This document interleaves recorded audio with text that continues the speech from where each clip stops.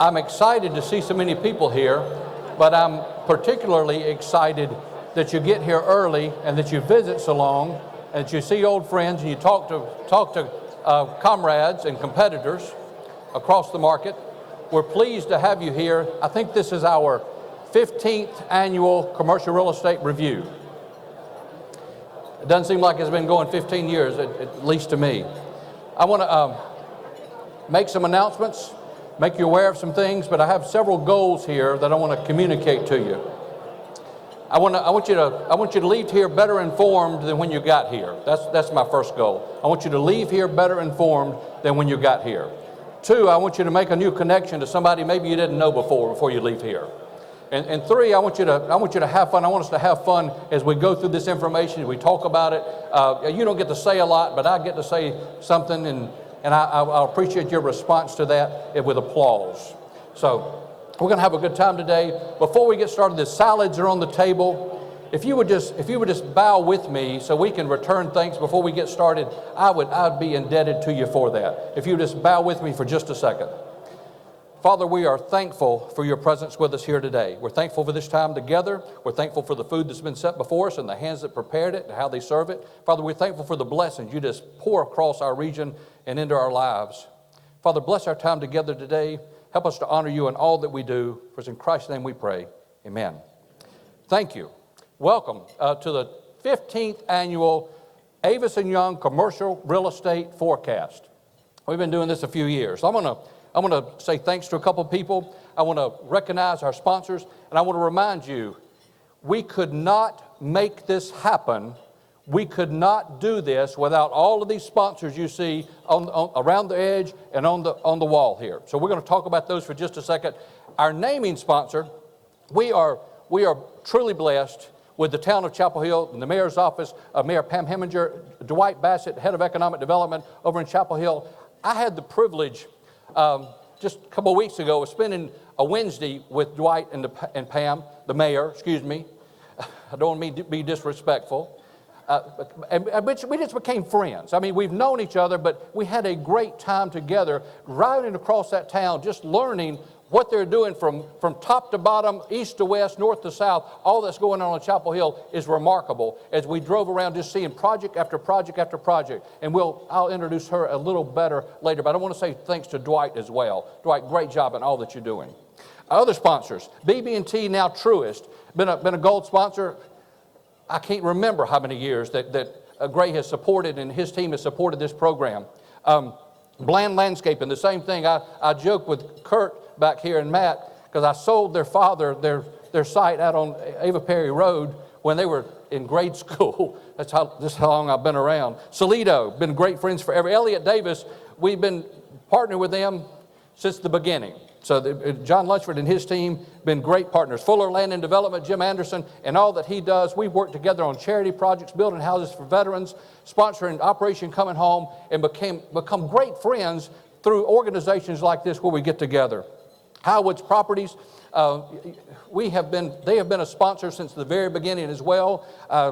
Skip Hill has also become a good friend in spite of some of his attitude, but he's a pretty good guy.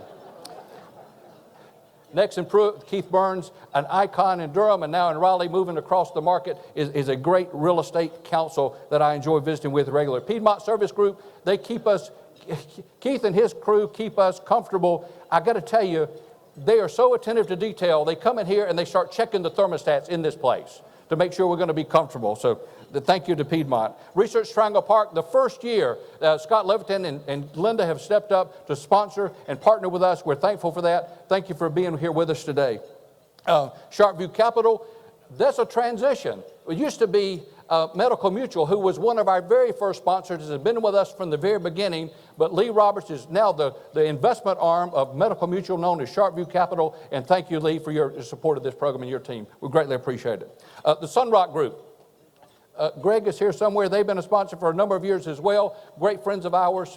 Thank you for the leadership and the sponsorship. Now, silver sponsors, the list keeps going. Carolina's IT, Cary Reconstruction, Crenshaw Consulting, Graphic Solution, Green Resources, IS Design, Command Construction, SEPI Engineering, Standard Standard Insurance, and Untitled. And Standard, I think, has been on this list since the very beginning as well, John. Thank you very much. Well, I appreciate all that you do, and I appreciate so much you're making this possible so we can impart the information that we have across here.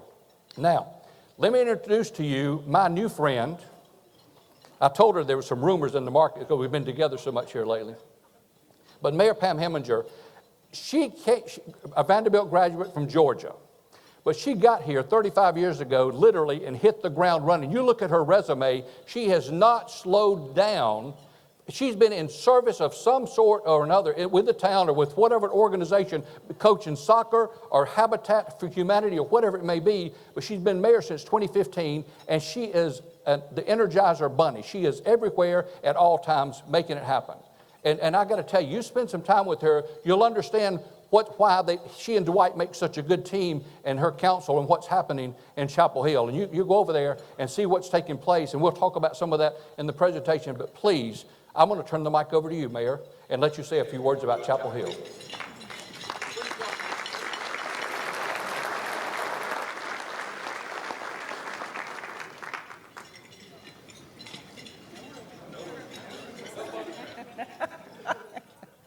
Thank you so much. And on behalf of the town of Chapel Hill, we welcome all of you here today and hope you enjoyed the lunch and the presentation. We have a team here from Chapel Hill, so say woohoo. There we go. All right.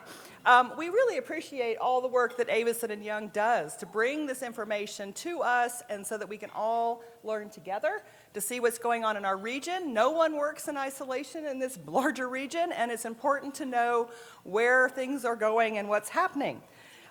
This marks Chapel Hill's 5th year of being the title sponsor, and each year it's been exciting to come up here and share with you the good things that are changing in Chapel Hill. I will tell you the first year was terrifying. Now I'm really excited because we were doing so many good things. We've had some great successes. We've gotten some things out of the ground. We're experiencing a whole new interest in commercial opportunities than we've ever seen before, so it's no longer just talk. Clearly, that word has gotten out, and the business climate in Chapel Hill has changed, and we really are doing some amazing things. A few weeks ago, you just heard from John.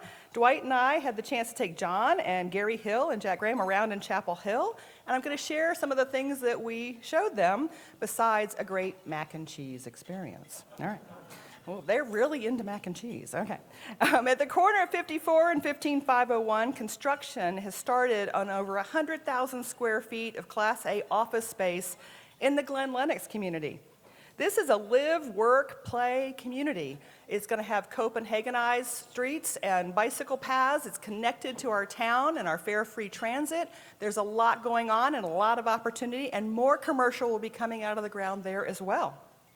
In downtown, we were lucky enough to get a federal census tract of an opportunity zone, and it's spurring renovations to the project at 137 East Franklin, located directly across from UNC campus in a 100,000 square foot building that's being redeveloped as our innovation hub that will house both UNC and private entrepreneurs. At the northern part of Chapel Hill, we landed our first project at the town's 60-acre enterprise and light industrial zone in the Millhouse Road area, Carolina Donor Services. North Carolina's largest life-saving organ and tissue donation organization announced and signed, and they're going to relocate their headquarters to Chapel Hill. That construction is going to be beginning shortly. Also in downtown, we partnered with the state and the county, and we had Governor Cooper come out in an incentive package to bring Well, a dynamic health startup company, to downtown Chapel Hill. They are investing in our downtown, and they are bringing over 400 high-tech jobs to the downtown Chapel Hill. So 2020 is going to show even more things happening. Right now, we're investing in our infrastructure downtown. We're exploring parking deck opportunities, consolidating all of those surface lots so that we can have more commercial development happening in downtown. I encourage all of you to reach out to Dwight. There are good things going on, and I really think your clients are going to find those great opportunities in Chapel Hill where over $1.2 billion is invested at UNC in startup energy. That also creates a highly trained workforce, an amazing amount of creative energy that wants to be near that energy in a walkable, fare-free transit, and lively downtown kind of place. So come on and see, and we have a big announcement hopefully coming next week for more commercial space opportunities in our downtown area. So thank you again, enjoy your lunch, and we all look forward to hearing the presentation.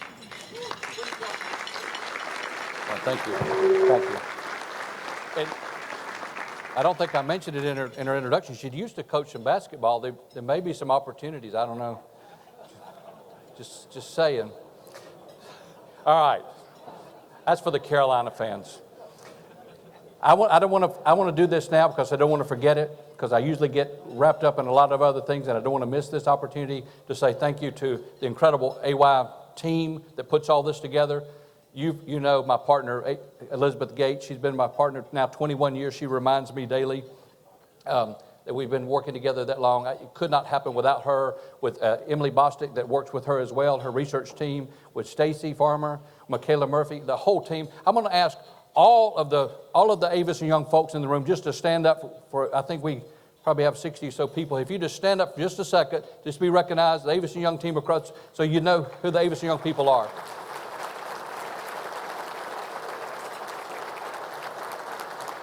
Thank you very much. But it's a team that goes all the way down to our building engineer and engineering staff, our property manager, our accounting staff. We're blessed to have 80-plus people in North Carolina. Some of them are still back at the office answering the phone, but we're very fortunate to have such a cohesive, great team in North Carolina that I get to be a part of every day. So thank you for that. So now, you're in for a real treat. John Jung Jr. has been here a couple of times before. We were debating when the last time he was here, but he's always well received because he comes with such great information about what's going on with the national economy. And most of the questions we've been hearing from most of you are, where are we in this cycle? What's going on with the economy? How long is this going to last? So we said, who better to answer that question than the chief economist, but actually the senior vice president, head of capital markets for BB&T, now Truist, John Jung. He's a Virginia graduate. He's been with BB&T 28, 30 years. He's on several boards, the chief executive team, the leadership team. We are blessed and fortunate to have John Jung with us today, who's going to share with us a little bit about what's going on in the national economy.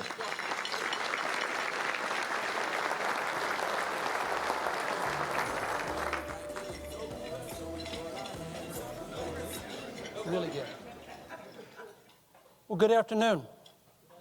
It's not the first time, I'll be honest with you, that I've gotten up and talked to a group this large. So you'll see some things that are interesting as we go forward. But when you get up and you do this and you think, all these people are coming and they're going to have lunch and they want to hear what we have to say, it's hard enough to do. But then when you have to compare and contrast to the show that the president and the Speaker of the House put on last night, it gets even harder. So we're going to try to do that. One of the things that I'll just tell you right now is I'm going to do everything I can do to stand in the middle of the room.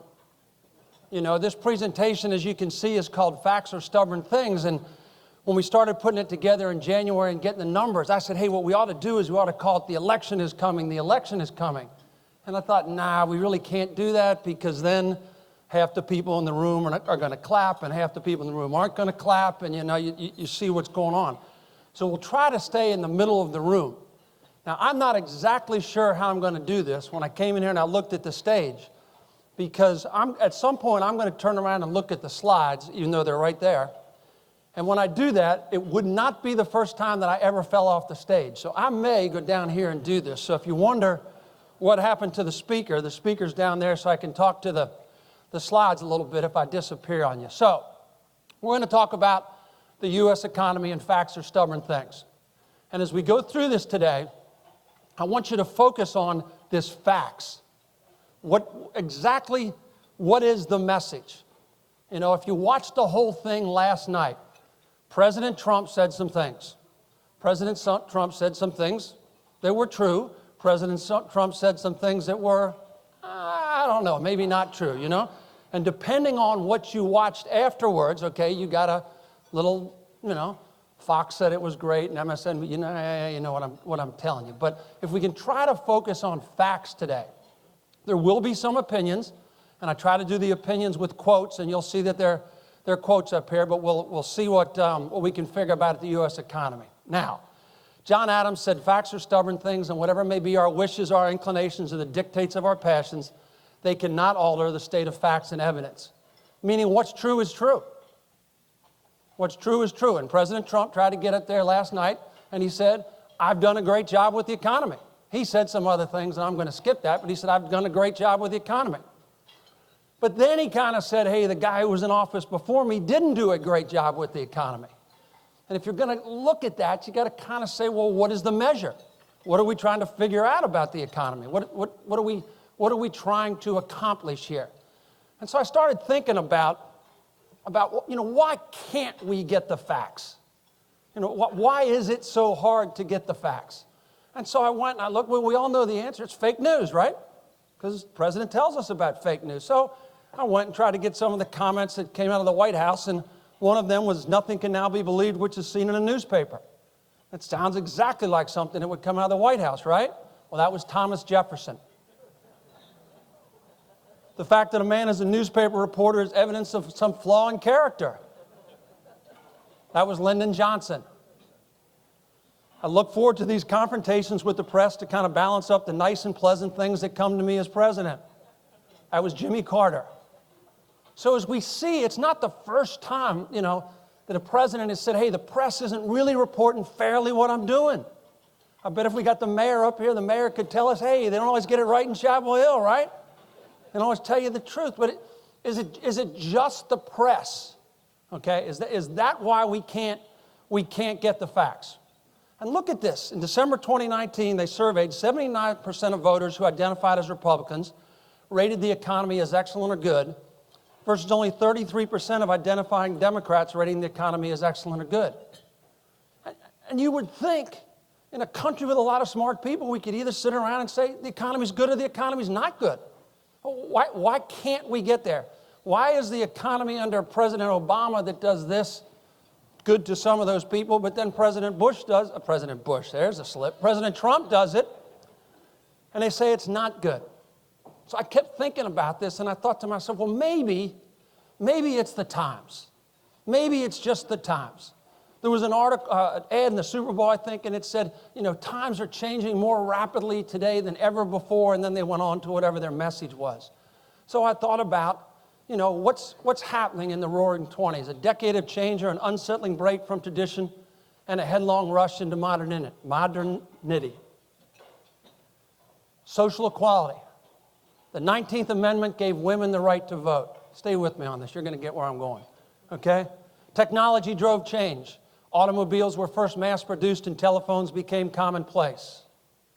The urban-rural divide was over electrification. If you wanted to get ahead, you had to have electricity. Entertainment. Talkies arrived and vaudeville died. The Lindbergh Flight flew across the Atlantic. The Lindbergh Doctrine, America first. Penicillin was invented. Prohibition came in. We argued over controlled substances.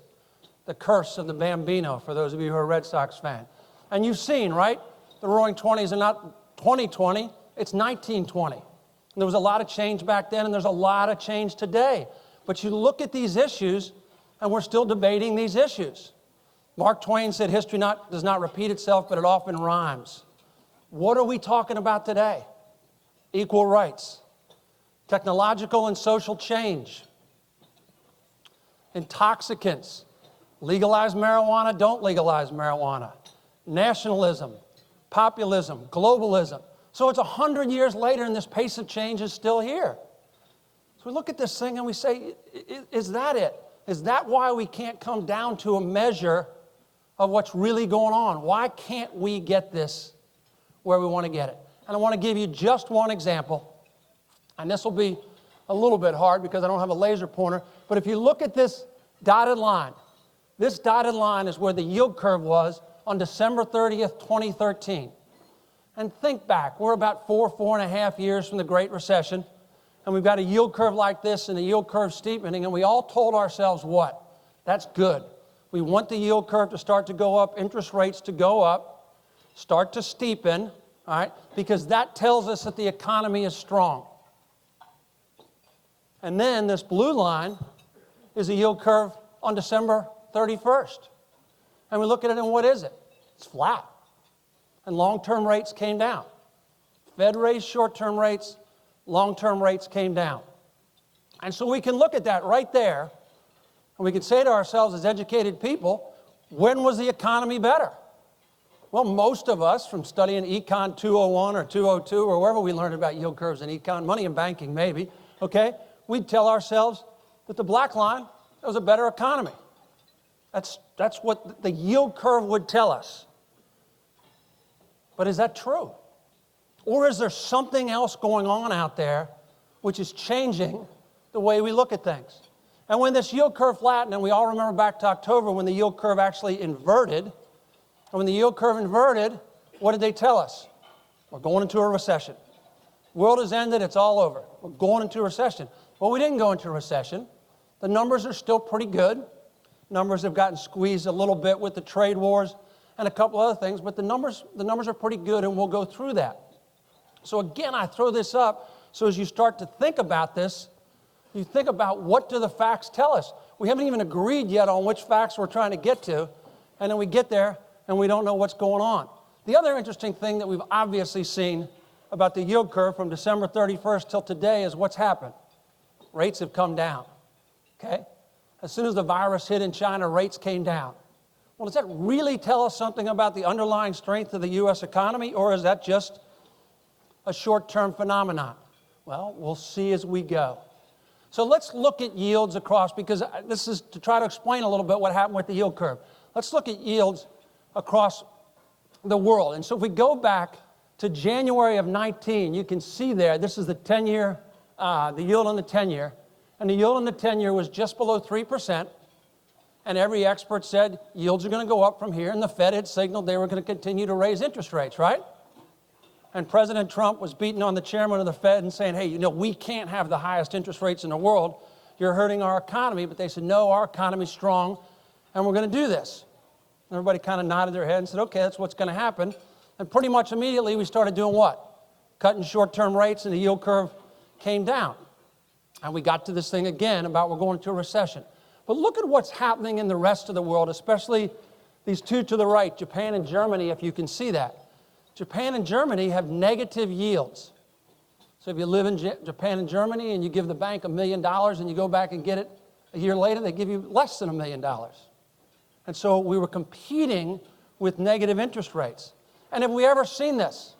Have we ever seen this? Or is this something different which is challenging the U.S. economy? Again, we got to read this into our story as we try to figure out what is facts.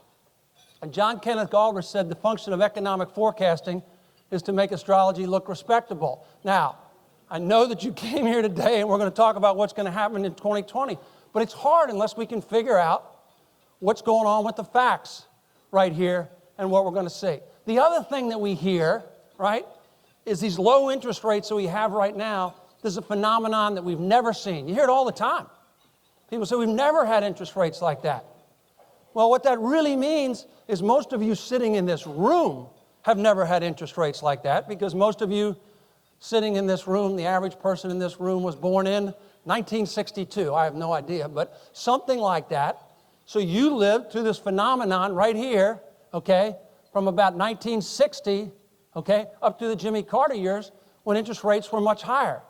But if we take a long-term view and we go all the way back to the end of the Civil War, the interest rates that we have right now aren't that much different than we've had through most of the cycle. What was different was the interest rates that we had in 1980. That was what was different. And if we had hours and hours and days, we could talk about America rebuilding the rest of the world and what drove interest rates higher and how we got an inflation spiral and everything else. But again, if we go back and we say, let's be fact-based about this and not be emotional, and we look at what's going on, we probably aren't in an interest rate environment which is that much different than what we see typically if we look at this long-term graph. And so as we think about these things, we got to think about how it drives what's going on in this country. So with that as a little bit of background, let's go to a couple of facts and let's talk about what drives the U.S. economy. About 70% of U.S. GDP is driven by consumer spending. So if you want to help, okay, if you want to help the U.S. economy, stop on the way back to your office and buy something, okay? That's what drives things in the U.S. economy. And when do we buy things? Well, when we're confident, when we feel good about what's going on. And you can see from this graph right here, this is the Consumer Confidence Index. It bottomed out in about April 2019, hit an all-time low. And on a trend line, it's gone straight up ever since. It's gone straight up for 10 years.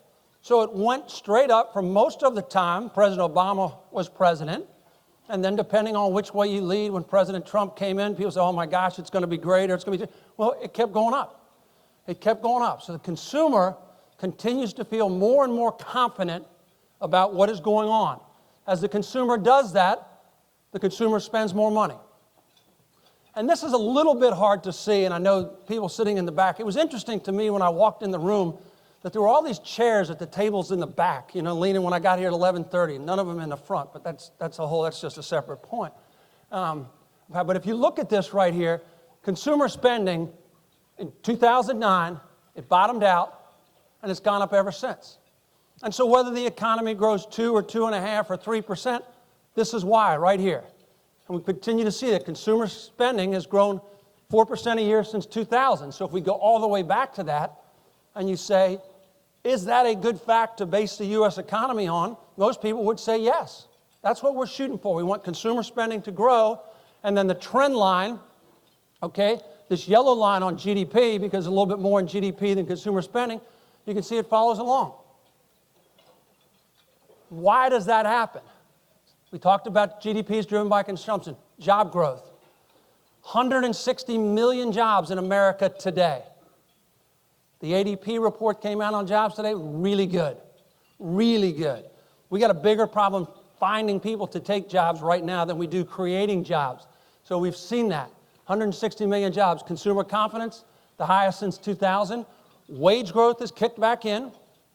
President Trump brought that up last night, and if you watch the Democratic response, they said, no, it hasn't, okay? Well, again, somebody's right and somebody's wrong, but wage growth has grown 9.5% over the last 3 years, and hours worked has been rising. People are paying for overtime. So you can see this. This is driving economic growth. Now, GDP is also driven by net investment, as you all know.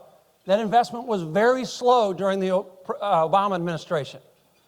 Now, you can stand up and you can say, well, that was the Obama administration's fault, or you can say it was just a hangover coming out of the Great Recession. I mean, it is what it is. But in the first 2.5 years of the Trump administration, net investment has been very good. Government spending, we'll talk about a little bit more, that has remained robust, if I can use that word. And net exports, when we talk about trade. But when we add all those things up, we can see right here the dip in 2009, that yellow line, but GDP growth has been pretty good. So, again, if we don't turn the State of the Union into a political speech and we get up there and we say, hey, how's the economy been since it bottomed out in 2009? I think most people who employed facts would say, the economy's been pretty good. You can always say the economy should be better. 2.8% isn't good enough. We should have 3.1. You can always play those games. But the numbers tell us, okay, things have been pretty good here. So what about employment? We just talked about 160 million jobs, okay, which we've seen job growth about 1.6% since 2009, and unemployment about 3.5%. And at some point when the numbers get that low, you get to full employment. There's always some people running around there who say, I want a job, and you say, well, how about this? Yeah, that's not the job I want. No, I don't want that one either. So we're starting to get there where we can see, okay, the country's pretty much at total employment. The biggest problem we have with employment is this labor force participation. Labor force participation, okay, is at lows we haven't seen since 1978. Since 1978. And if you think back again and you're fact-based on what's happening with labor force participation, there's two big things that happen. One is just demographics. The population in our country is getting older. They are. Okay? Not as many people who are 66 want a job as people who are 26. That's just the way it is. and as you get more people who are 66, plus one of the things that led to labor force participation from 78 to a long time, okay, that we saw growth in labor force participation was women in the workplace. If you go back, okay, to the 70s and before that, there were a lot of stay-at-home moms. All of a sudden, that's not the way it is, so we saw that. But now, we see labor force participation going down. And on top of that, we got this second bullet here. Population growth versus immigration is forecast at 0.2%, which is down 0.8% from the 40-year average. Meaning, okay, we're not having as many children, and we're not letting as many legal immigrants into the country. Okay? So we're starting to squeeze the number of jobs that we can have. It's 160 million. We had good numbers today, but eventually it gets down. I found this. I thought this was a sign in Silicon Valley which said H-1B problems, okay, pivot to Canada. What they're basically saying is if you can't get a visa here and you're in Silicon Valley because you've got a lot of skills, come up here. Now, what has offset this a little bit? Labor force productivity is up 43.6% in the 21st century. So every one of us produces 44% more today than we produced in 2000, okay? A lot of reasons for that, okay? But that has ameliorated this problem somewhat. So as we think about that and we look at the globe, and we'll get to a few things right here, we look at, because we are part of this global economic miracle that's going over. We talk about the virus in China, and everybody says, well, that's going to slow down the economy in Europe, and that's going to slow down the economy here. We're all tied together, and you start to look at growth, and you start to look at contributions to global GDP. This is interesting because contributions to global GDP growth between the U.S. and China is 34%. 34% comes out of those two countries. So when those two countries have a little bit of a tariff spat, right, what happens to the rest of the world? You can see what happens to the rest of the world, so as we see that. All right. George Washington, 250 years ago, looked at the economy, and he said two things which I think apply today. One, he said, a people who are possessed of the spirit of commerce, who see and will pursue their advantages, may achieve almost anything. And what did we do with that? We built the largest economy in the history of the world. That is a fact. That is a fact. President Trump reminded us of that like 27 times last night, but that is a fact. It's the largest economy in the history of the world. Okay, and I'm going to talk about that a little. And he said, perseverance and spirit have done wonders in all ages. Meaning if we work hard, we can solve almost every problem. Now, one of the things he said up here, pursue their advantages. So what are the advantages, okay, that we have? What has made the U.S. economy exceptional? I think this is interesting because, again, how do you give credit? Where does it come from? All right, number one, what made the U.S. economy exceptional is the Atlantic and Pacific Oceans. And they really did two things for us, right? They provided highways to the rest of the world. We could put things on ships and send them over there, and they kept us safe. The last time anybody tried to invade U.S. soil was the War of 1812. The British showed up for about 12 minutes, set the Capitol on fire, and said, this doesn't work, we're going home, right? It's hard. It's hard to do. But those oceans have been critical to our economic growth as we've done it. We had natural harbors and river transportation. As most of you know, Thomas Jefferson bought the Louisiana Purchase, and he said to Lewis and Clark, he said, walk west and tell me what I bought. And if you've ever walked west out of Charlottesville, Virginia, which is where they left, what do? You kind of go over some mountains, and you get to the Shenandoah Valley and things like that. Then you get some real mountains, right? So they're walking, and they're thinking, this isn't much fun. But they kept walking, and they ran into what? The Ohio River. And they got to the Ohio River, and they said, we don't have to walk, we can float. They floated down the Ohio River. They made a mistake and didn't go down the Mississippi. They portaged up the Missouri, as you remember. But all of a sudden they figured out, hey, there was this Y right in the middle of the country, which was a natural highway. And they said, as we develop this land, okay, we can move these goods around very effectively, right in the middle of the country. As a matter of fact, 60% of all the commercially navigable rivers in the world are in the lower 48. So think about that. You don't live in Raleigh and think about commercially navigable rivers, right? But if you live in Indiana, you think about commercially navigable rivers, right? So you see how that works. They kept walking and they got to Illinois. And they didn't know they were in Illinois, but they got to Illinois, and everybody knows the joke about Illinois, right? No matter what highway you drive down, soybeans to the left, corn to the right, you got that. So Illinois farmers fed the world. So we had abundant farmland, we could feed ourselves. We never come into America and say, I wonder if we're going to have a famine this year, okay? We got enough to feed ourselves. We had raw materials. They made steel in Pittsburgh because all the raw materials to make it were right there. That's why they did it, and we grew like that. And then we don't think about this much. And again, I called last night a show, and it was kind of a show. But we've had government stability. Madison and some others put together this document called the Constitution, and we talk about it a lot. But one team is in charge, or the other team's in charge, and as you remember, in his second term, President Obama said, okay, I lost Congress, but I'm going to govern with a telephone and a pen. And he started signing all these executive orders. Well, what did the courts do? The courts said those executive orders are illegal. You got to work through, Congress has the power of the purse, and everything else we went through, you saw that. And President Trump came in, and President Trump did what? Started signing executive orders. And the court said, no, you can't do this. There's a way to do it. So we get there. We get to where we need to go because of this government stability. And we've been doing things the same way for about 250 years. And sometimes, if you watch the television too much, you can say, oh my gosh. But this has been going on all 250 years. But the system has worked, which is really good. And then we had what's really the economic driver and the economic miracle that all of us in this room grew up in. And that came from World War II and the U.S. Navy. Obviously, at the end of World War II, there was one nation standing, and there was one Navy standing. And they had a conference at a place called Bretton Woods.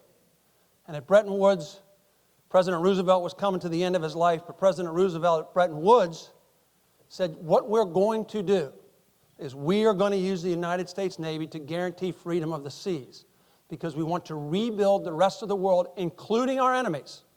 And we've got to give them a way to get their goods to the marketplaces where they need to be sold.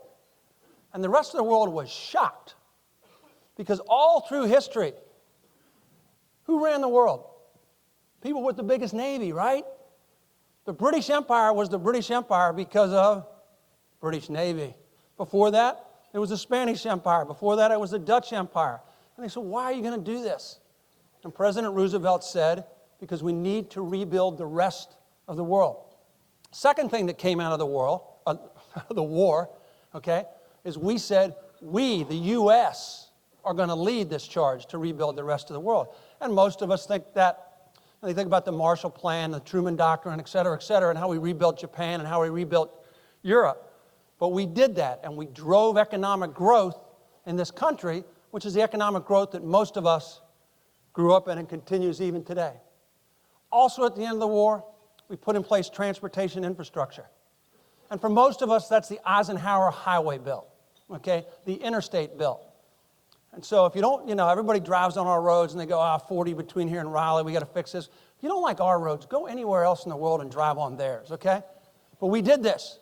We put this in. But not only did we put that in, we put in railroads, we put in airports, we had transportation infrastructure so the goods that we didn't move on our rivers could move effectively.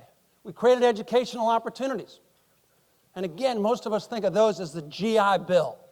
The GIs came back and they went to college, and that happened a lot. But what really happened, the change in skill level across the American workforce in 1938 to 1948, people went and learned a trade. People, not everybody went to college. Some people, were professionals. They did that sort of thing. And we created, 1938 and the war's coming. Most people were, looking at the back end of a mule all day. They come back from the war. They increased their skill levels, which increased our ability, okay, to drive productivity. And then the big one was energy. Because you look at that list and you think, wow, it's hardly anything missing. But we had an energy problem, right? We had to import energy. We didn't have enough energy. And then a little over 10 years ago, the shale play came into play. And I would get up and give these talks, and people would say, hey, do you think the shale play is real? Well, let me guarantee you the shale play is real, okay? The shale play is real. So you look at that, and you think to yourself, this is our economy. Can anybody else in the world match what's up there right now? Some of it was God-given. Some of it was smart people. Some of it we invested in. But as we look at the economy, we talk about what's going to happen here from 2020 on, which we're about to do, this is a really, really good place to start. Now, with that as a background, y'all are supposed to laugh till I say it. See, Milton Friedman said if you put the government in charge of the Sahara Desert in 5 years, there would be a shortage of sand. We do have some challenges, okay? And it's great. It really is. It's very important to talk about what we're doing well and how it got here. But it's also important to talk just a little bit about the challenges. And this is the debt. Debt is a big challenge. The debt is a big challenge, and you can see right here how the debt has grown, okay? We're not being 100% fair to President Clinton because it doesn't really show, but the debt actually went down 2 years he was president. But since President George W. came in, the debt has grown. As a matter of fact, the Obama administration borrowed more money in 8 years than every other administration combined in history. And of course, in the election, President Trump said, this is awful, we can't borrow all that money. And so what has President Trump done the last 3 years? He's borrowed a lot of money. And we'll talk about his tax cuts, and we'll talk about how that plays out in just a minute. But we've done this. And you can get out there to that number at the end of 2019, and you can find a statistic that tells you that number is anywhere between about 20 trillion and 22 trillion, depending on how you want to talk about it. But it's a big, big, big number, and it's growing, and it's growing. And that is going to be a challenge for us. So I just thought we'd put this up here for a minute and say, where do we spend this money? Because the easy conclusion to come to when you look at that debt is, hey, spend less money. Just don't do stuff. But if we look at where we spend it, on the right is healthcare, 28%. All right? And they talked about healthcare last night, and we can continue to talk about healthcare, and we can look for ways to do it better. But there's really nothing that says, hey, we can spend 28% on healthcare this year. Next year, we're going to spend 19%. Really, we can't do that. Pensions, Social Security, 25%. Defense, 20%. We have been the world's policeman since the end of World War II. That's a tough mantle to give up. President Trump talked last night about, hey, we've gotten our allies to pay, quote unquote, their fair share, but we still spend more on defense than most of the rest of the world combined. Combined. You got that. Welfare programs that we know at about 8.5%. Interest about 8.5%. Education is only 3.4%. People come to me and say, really? You sure? Did you get that? Is that not right? 3.4%. And then other is 6.3%. And so whenever we say we got to spend less money, what do we focus on? Other. Other. Let's shut down a couple national parks. That's what we're going to show them right here. We're going to shut down Gettysburg so the kids can't go see it, or whatever it is. Whatever it is. But it's hard. It's hard when you get this thing because most of this is built in. Social Security and Medicare and Medicaid and defense is long term. It's hard to look at this and say, how do you spend less money? And so as we do that, you also got to say to yourself, well, what are the things that could trip us up? How do we carry $22 trillion in debt? Well, we carry $22 trillion in debt because interest rates are what? Really, really low. Really low. We carry the national debt right now at about 1.6%, all in. It's pretty good. Pretty good, 1.6%. And as I told you, we pay $321 billion. Everybody goes, yeah, I think we can do that. Federal budget's about $4 trillion, so, it's not a big part of that. Well, what happens if interest rates start to go up again? Well, if you get up to 5%, it goes to $1 trillion. All of a sudden, 25% of the federal budget is taken up in debt service.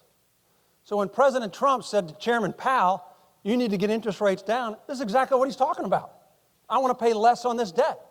Everybody wants to pay less on this debt. But the fact that interest rates are so low is what has enabled us to borrow $22 trillion. If we go back to Jimmy Carter interest rates, well, think about that. You get 15%, all of a sudden it's 3/4 of the federal budget.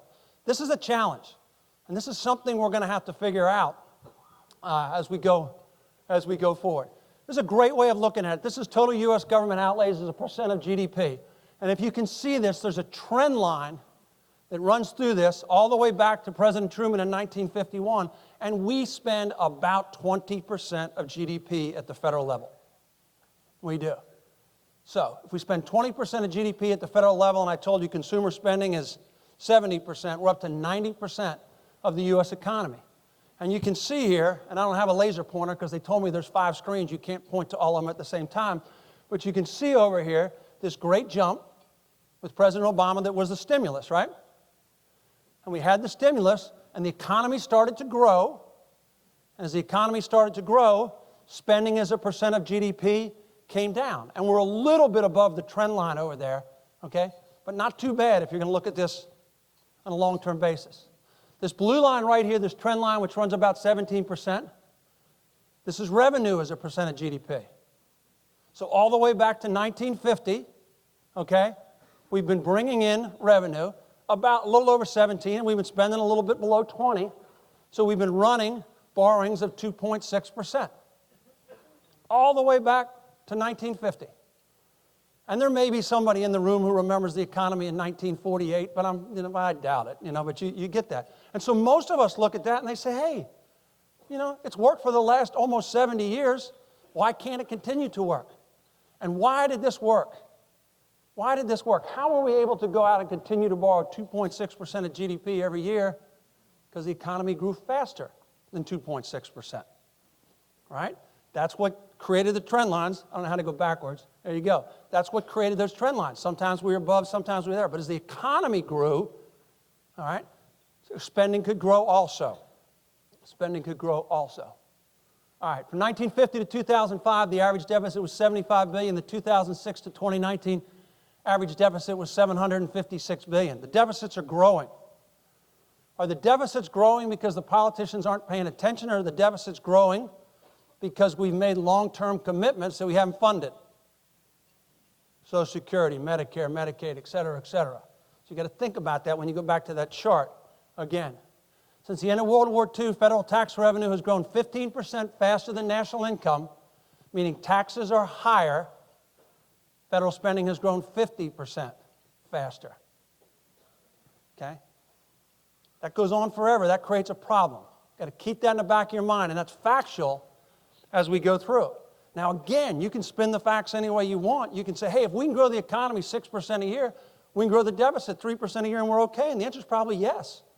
But the question is, can we grow the economy 6% a year? Ronald Reagan said the most terrifying words in the English language are, I'm from the government and I'm here to help.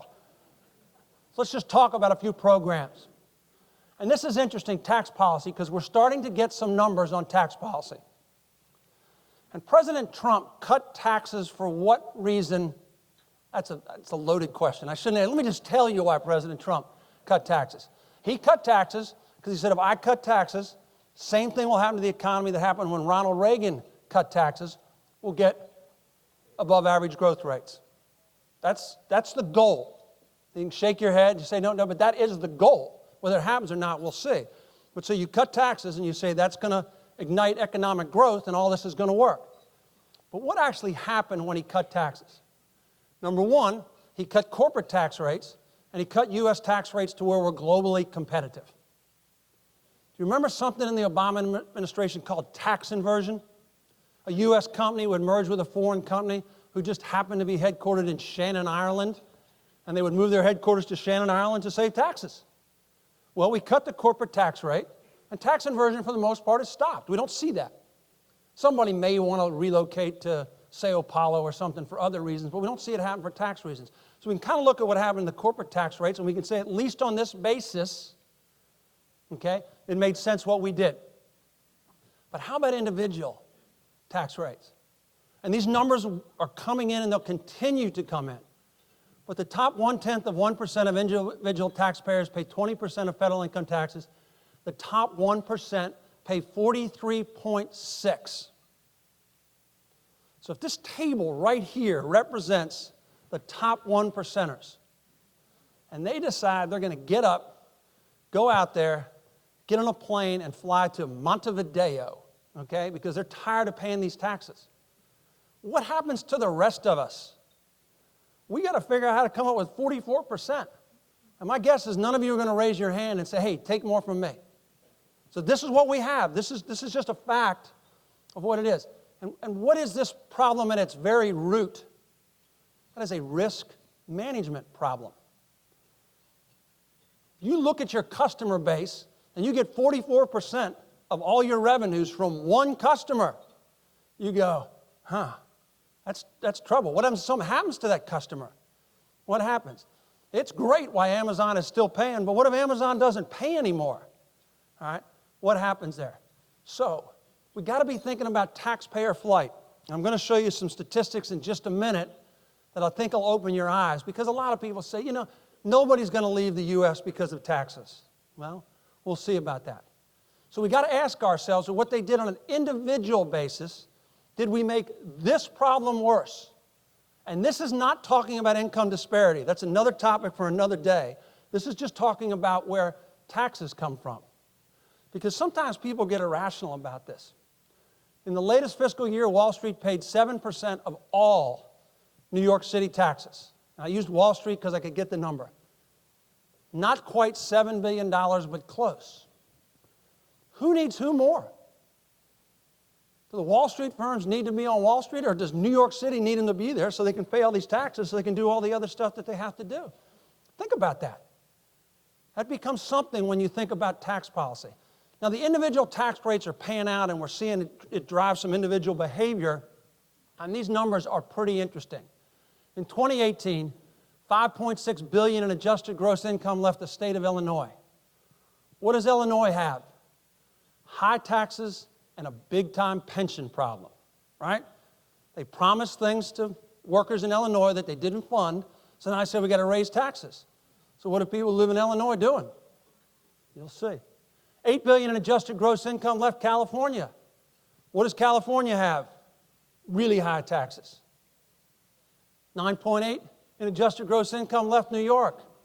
Maybe somebody's moving out of Wall Street. This is happening. $16.5 billion in adjusted gross income moved to Florida. What does Florida not have?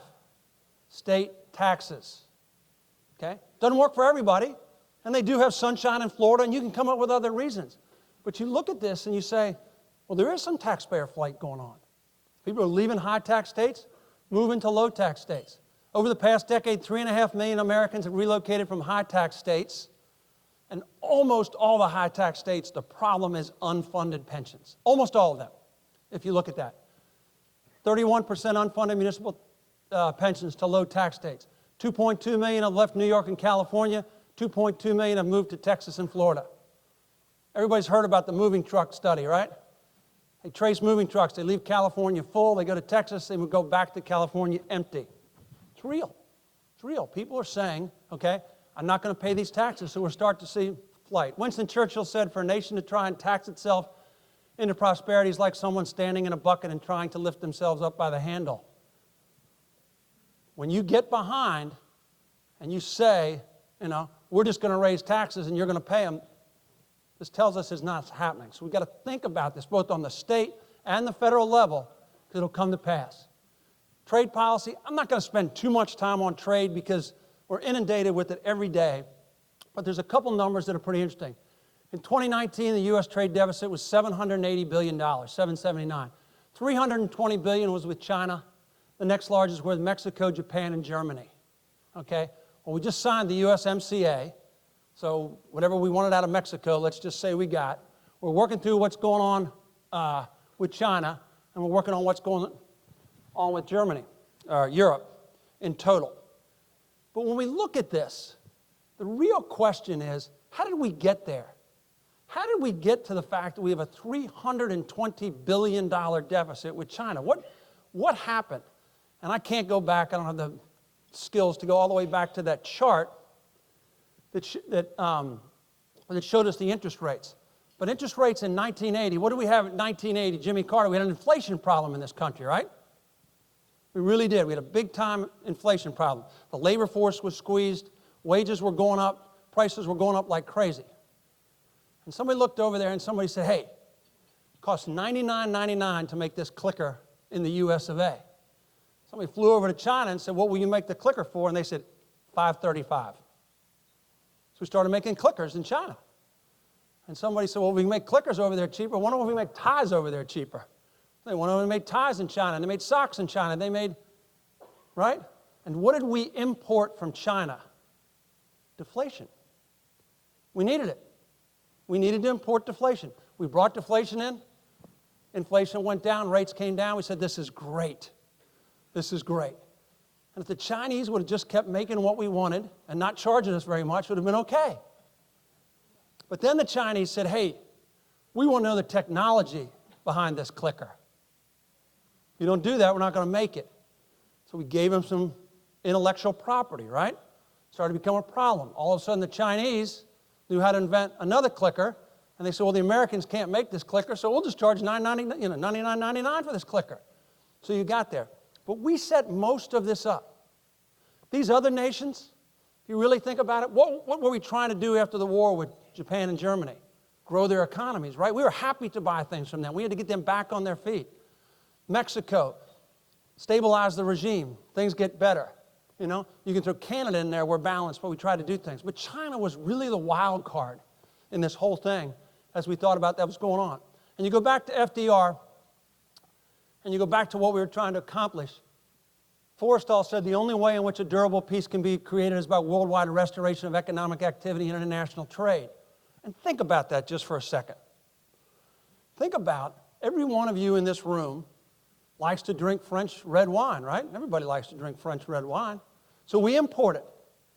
And the French people love to cut their grass. And so what do we send them? John Deere lawnmowers, right?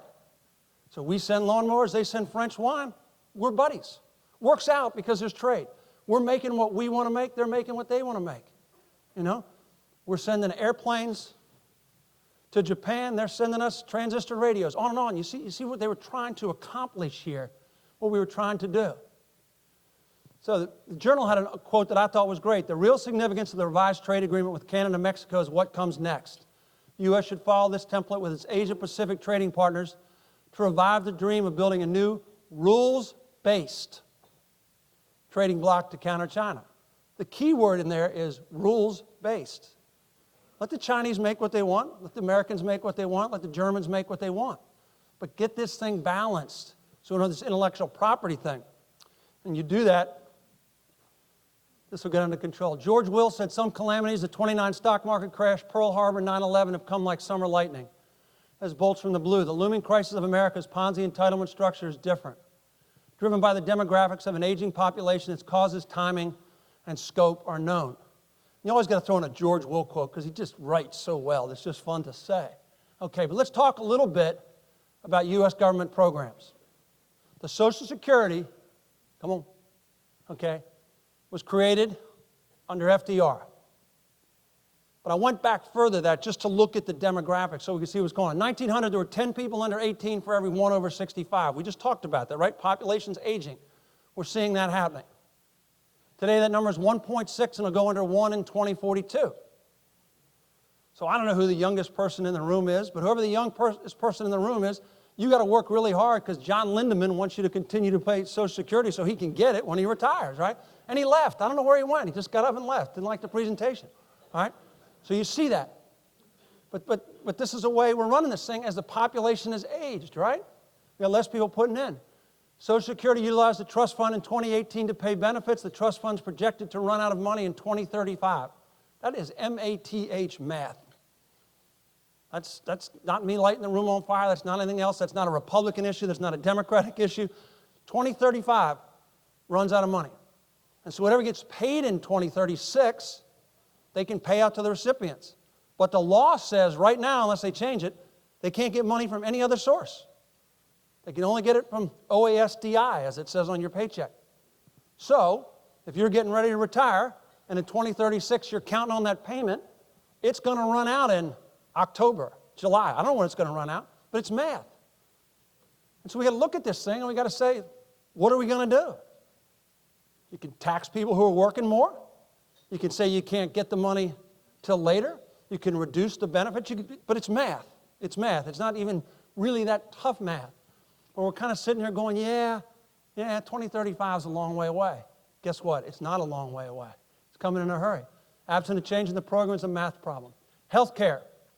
The United States spends twice as much per capita as the average developed country, $10,224. And this is interesting. 8.5% of GDP in government spending for healthcare, 8.8% in private spending. President Trump talked about this last night. Like him or not, his facts were right. Okay? all of a sudden, we're going to take 8.8% of GDP, which right now goes through private insurers, and we're going to change this. So it's 17.3%. According to the CIA, U.S. life expectancy ranks 43rd in the world, right behind Turks and Caicos. So we've got this enormous program for our health care. It's not working, and it keeps growing. There's a real challenge as we think about what's going on. Mass transit. I throw this in for one reason. I'm the biggest fan of mass transit in the world. When the mayor's up here talking about the transit program in Chapel Hill, I'm smiling all over myself. I think it is great. Revitalize downtown, get people around. But these facts are pretty interesting. In 1964, Congress created incentives for government to get involved in mass transit, and 10 years mass transit ceased to exist as a profit-making business. 10 years, government involvement, nobody makes any money. Today, the use of mass transit has declined from 287 trips per urban resident in 1920 to 38 in 2017, while the cost of subsidies has risen to $50 billion from $2 billion in 1970. So government got involved. We spent more money. People use it less. There's a message in there we got to think about as we go through this. Student lending, near and dear to many of your hearts. During the Obama administration, somebody in that administration decided that the government was going to get involved in student lending. Does everybody know why? Because they decided they could make money in student lending. The government could make money in student lending. And so the government came out with a program, and the government said, we'll lend you whatever you need to go to college. And everybody knows how we pay to go to college, right? I've told you this story. Maybe not. I'll tell it to you now. So, I'm 18 years old, and I come down, this letter's there waiting for me. I open the letter, I run to my parents. I said, I got this letter. I got in the University of Virginia. My parents both looked at me, and they said, how on earth did you get into the University of Virginia? So I don't know, but I got this letter. My parents said, what does it cost to go to the University of Virginia? This is not that far off. I said, it costs $2,000 to go to the University of Virginia. They said, we got $1,000. I said, I'm halfway home. Went down to Charlottesville. It's still there, right on Emmett Street, student aid. I walked in the student aid folks. They said, can we help you? I said, I'm John Jung, and I got this letter I got in the University of Virginia. Lady looked up, looked at me, said, how on earth did you get into the University of Virginia? I said, I don't know, but I did. She said, we can lend you $500. I said, I'm 3/4 of the way there.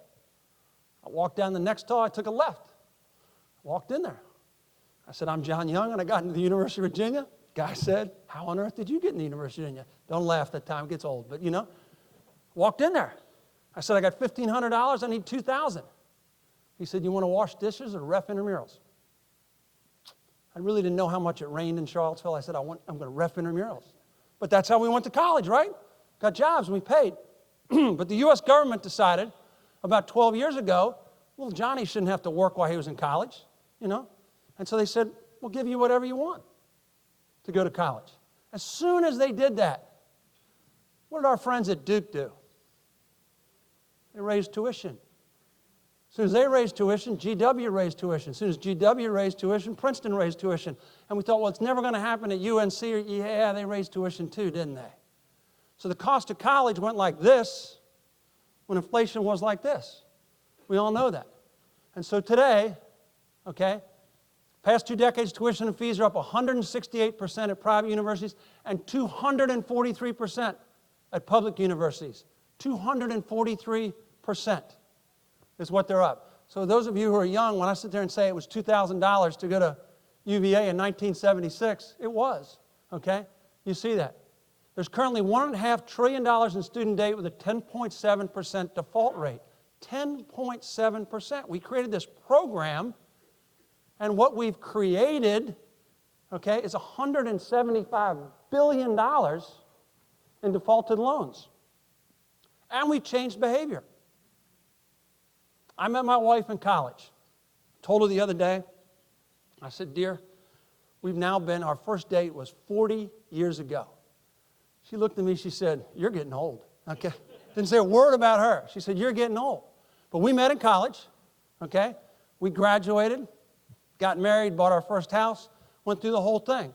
But what is happening today with the fact that there's $1.5 trillion? Kids are graduating from college and they're looking at their significant other and they're saying, hey, we got to put this off for a while because I got to move home into my parents' basement because I got to pay off my student loans.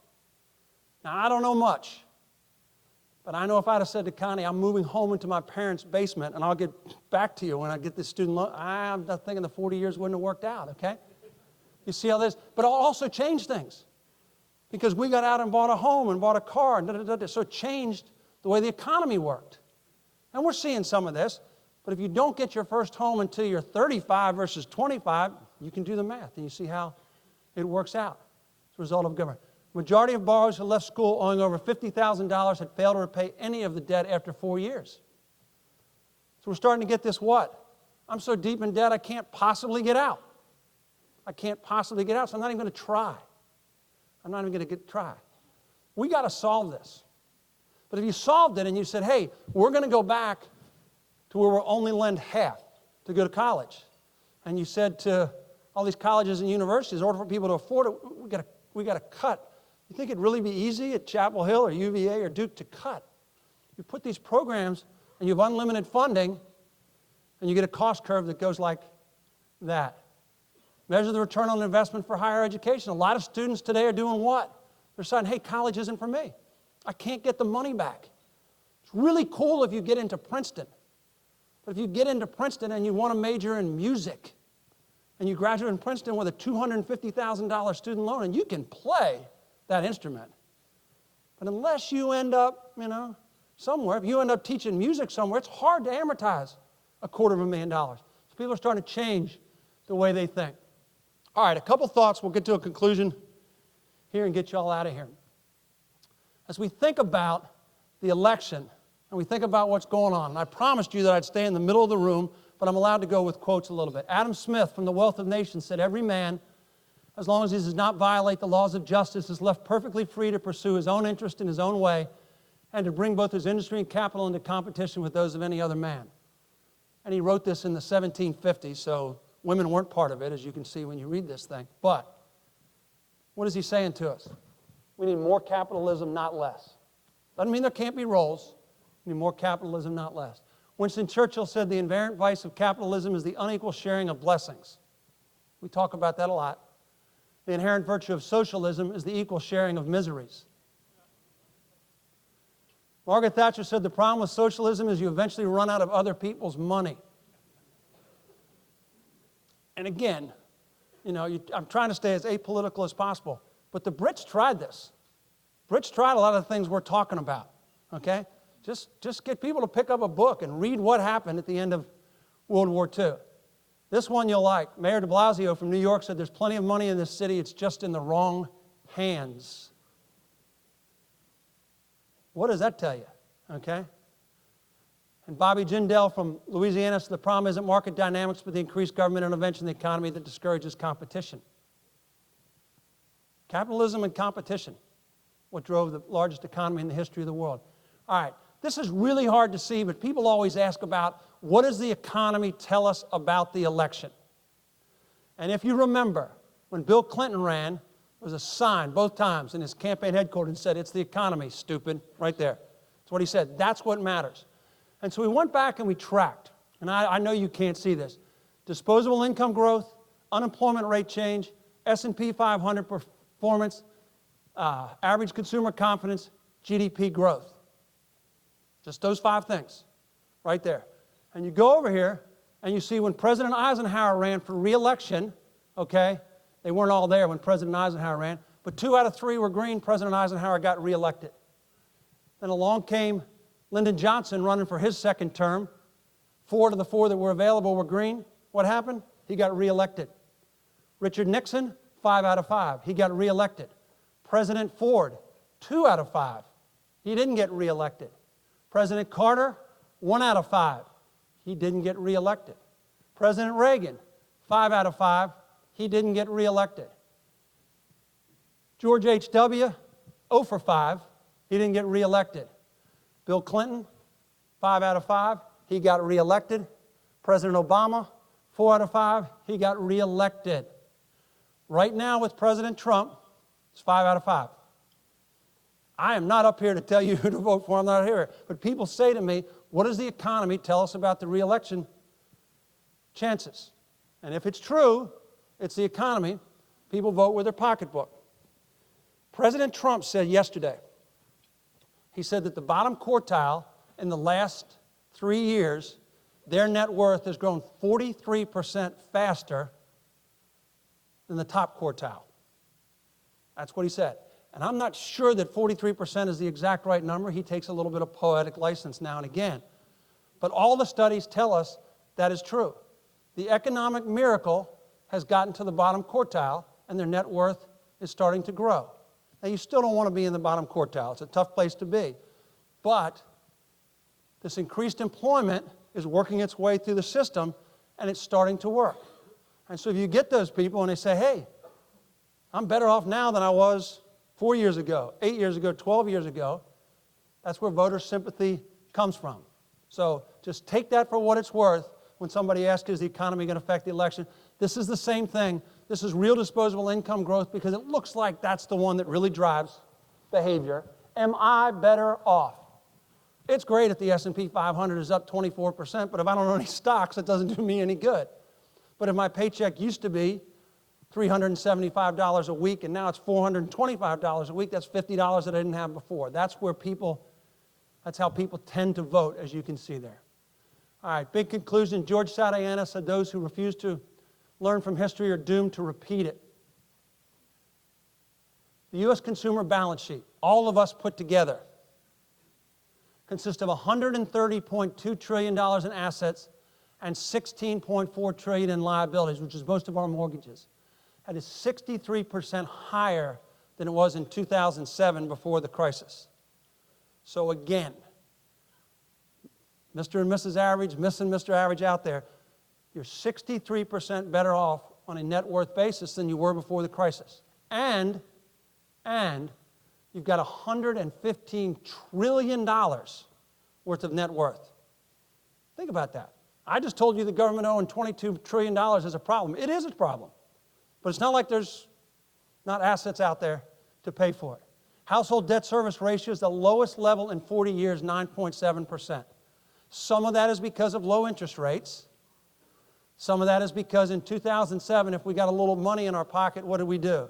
We ran out and bought a boat, okay? Today we're not doing that, okay? We see that. So we've seen some progress right there. Wage growth is accelerating, up to 3.5% in the last 12 months. The 50-year average is 4.1%. I don't know if we're going to get there because we had the inflation during the Carter years. So you can look at that and you can say it's pretty good. Things are going pretty well. The top 10% take home 50.6% of national income and own 70% of household wealth. That's a challenge. That's a real challenge right there. That is a real challenge. I grew up in a mill town. And if you didn't grow up in a mill town, you probably don't really know what that means. But in the 1960s, in the town that I grew up in, U.S. Steel was there, and Bethlehem Steel was there, and Harrisburg Steel was there. And most of my friends' fathers, which is what it was, they worked in the mills. And so they came home. It was hard work. It was dangerous work back then, too. But they came home, and they were dirty, and they did all this kind of stuff. But you know what happened in the 1960s as people worked in the mills?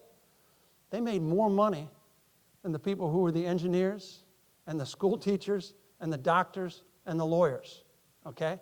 And since that has changed, we got this. There's a long-term problem.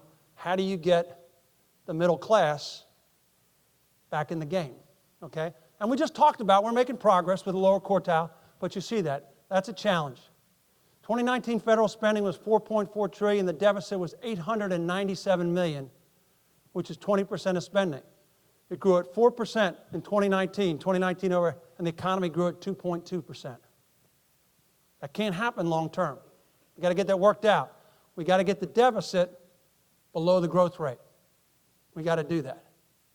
So again, it's a little bit of a mixed bag. Everything I throw at you, there's good, there's bad. We just have to figure out how to meet these challenges. The United States is back on top as the most competitive country in the world according to the World Economic Forum. That is a really, really good place to be. Our strengths, our competitive labor market. Okay, we've talked about that. We've talked about what's going on. Entrepreneurial culture. Not every great idea of the last 100 years has come from the United States of America, but most of them have. Higher education, we're dumping money into higher education. We ought to be pretty good at it, and we are. Our market sizes, capital available, our innovation, our technological capabilities, and our financial system. Our financial system. And a lot of people go, yeah, but in 2000, are there challenges? Always challenges in the financial system. But we got through it, and our financial system actually is stronger today than at any time in history. What are the threats? Trade war is a real threat. Trade war is a real threat. I mean, when you look at the global economy, and I talked about this, the U.S. and China got to find a way to get along. They just have to. Because if you don't, what chance does Costa Rica stand? I mean, you look at these things as they go. Our healthy lifestyle, we know that, Anybody, if you're the person who goes to Chick-fil-A, gets the nuggets and the salad, raise your hand. Come on, nobody there. We all get the waffle fries, right? We don't do that. And our technological penetration, I started with that when we talked about the roaring 20s. How do we get technology everywhere it needs so we can make everybody in this country productive? John F. Kennedy said the problems of the world cannot possibly be solved by skeptics or cynics whose horizons are limited by the obvious realities. We need men and women who can dream of things that never were and ask why not. There's not a problem up here that's not solvable. None of you knew when you walked in here that you had $115 trillion worth of net worth. We can solve problems, okay? There's capital available. We can do things, and we can do things better. Thank you so much for having me. Really appreciate it.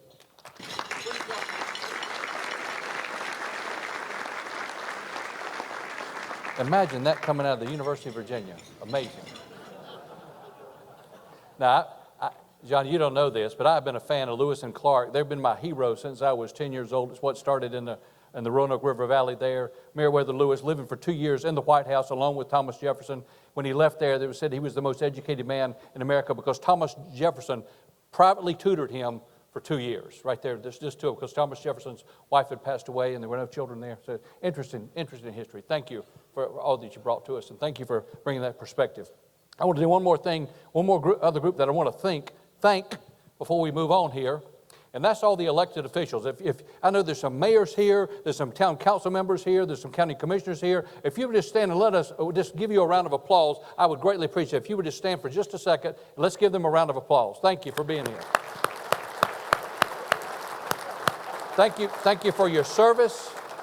Thank you for putting yourself out there. Thank you for getting it done. Thank you for doing jobs that most of us won't do. I do have a special friend in the audience today. Justice Paul Newby is here with us today. And if you're interested in history, you should corner Justice Newby, who's running for Chief Justice of North Carolina Supreme Court, by the way. But you should corner him and just ask him about when the United States was formed, there were 13 original copies of the Bill of Rights for the 13 original states. And ours went missing during the War of Northern Aggression. That's called the Civil War for some of you folks. Justice Newby played an integral part in recovering our original copy of the United States Bill of Rights for North Carolina. You should get him to speak to your Rotary Club or Civitan Club or Lions Club or Boy Scout troop. It's an amazing story to hear the intrigue and the subterfuge that went on in that. So thank you for your service. Now, we're going to talk a little bit about real estate. We're going to try to relate some of what John has shared with us into real estate and what's driving what's going on, where and why. So we're going to... John took my clicker. You can't trust these people from Virginia. I thought it was a Chinese, going back to China recall. Thank you. All right. So here, these are top trends. Now, I'm not going to go through these, but I'm going to direct you to a website. And I'm going to offer you an opportunity to pick up a copy on the front registration desk of these top trends. But I want to just read these to you real quick. These are our first international global report we just published. Avison Jung around the world, 120 offices around the world. And these are the top trends that we are tracking and watching and suggesting that you may want to pay attention to around the world. Low inflation, low interest rate environment. It's unprecedented. So how much lower can it go and how long can it stay that low? Increased populism, local regulatory hurdles. We're better connected today than we've ever been. I'll just say that with all the social media. Nearshoring, reshoring and localization, bringing things back closer, maybe not completely onshore, but bringing things closer back to America. Economic, social, environmental sustainability. We have to build things better. We have to be more responsible. We have to build things cleaner. We have to create less waste, all of those things. Building a sense of community, a sense of place, not having to drive an hour to the job and walking next door to the grocery store, a sense of community. Transformation of physical retail, the rebirth of retail. Retail is not dying. It's just being revitalized. Flexible office is here to stay. What we talk about is WeWorks and spaces. That's about 20% of the market of flexible office space, just so you know. And we'll talk about some of those in the presentation. Number 8, helping you live and work smarter. Augmented intelligence. That's a new word that I've just learned. You'll hear me use that more and more. I want to augment your intelligence today. Let me say it that way. You guys are smart people. You're doing some great things. I want to bring to your mind some understanding of what's going on, where and why, some trends that we're seeing, and help you make a better informed decision as you continue to build this community. That's augmented intelligence. The first time I saw that was several years ago. The group of us driving to D.C., and the guy pulled out his cell phone, and he was tracking the traffic patterns ahead of us so we would know we could turn off here and make better time. It was too congested there. There was a detour here. And I had never heard of such a thing. But it was the application was tracking all of the cell phones in the cars ahead of us. And we could see how fast they were going or how slow they were going. And that, of course, it's Waze today or Google Maps, but it's amazing. I was enamored with that. Real estate's role in the war for talent.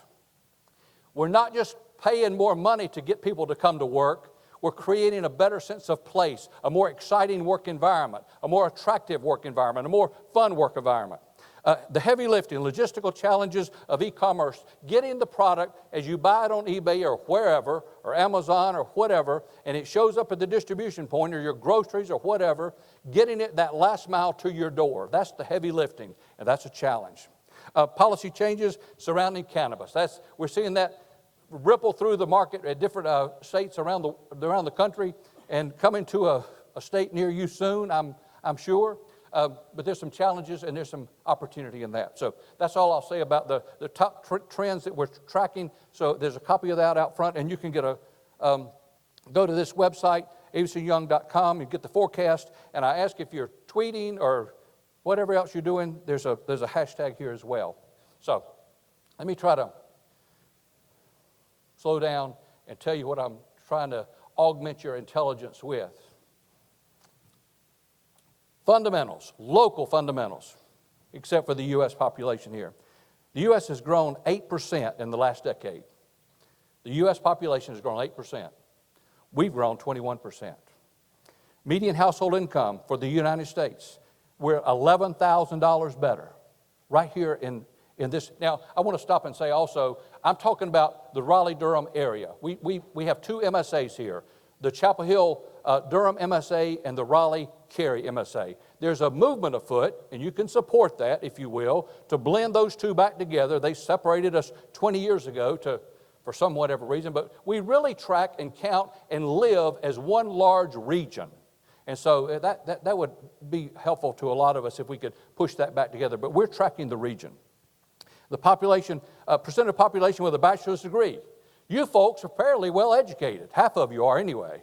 The United States, 33% have a bachelor's degree. 48% of our community, 48%, half of us have at least a bachelor's degree. That's a strong statistic, and that's what drives a lot of companies to our doorstep. Job growth. The United States grew 1.5% last year. We grew at 3% with new job growth. Just announced on the news this morning, in January, 291,000 new jobs created across the U.S. in January. Job growth is rocketing. Cost of living index. The United States, if that's 100, the baseline of 100, right here we're at 99. We compare very favorably to Boston. No, erase that. We compare very favorably to Nashville and to Austin and Charlotte. Boston is at 153. New York City is at 237. San Francisco is 160. So we have great value in cost of living right here in the Triangle area. Median disposable income, we're $6,000 better than the average across the United States. So we have more money to spend, and we get more for it here. So it's a double dip, and we're very fortunate in that. So let's talk about the office market. That's what you wanted to hear about. That's what we track. That and every other asset class. We track in the office market right at 50 million square feet. And again, that's across the region. That's Raleigh-Durham, Chapel Hill, Cary, all the cities in between. That's our 50 million square foot office market. Construction deliveries and absorption were down.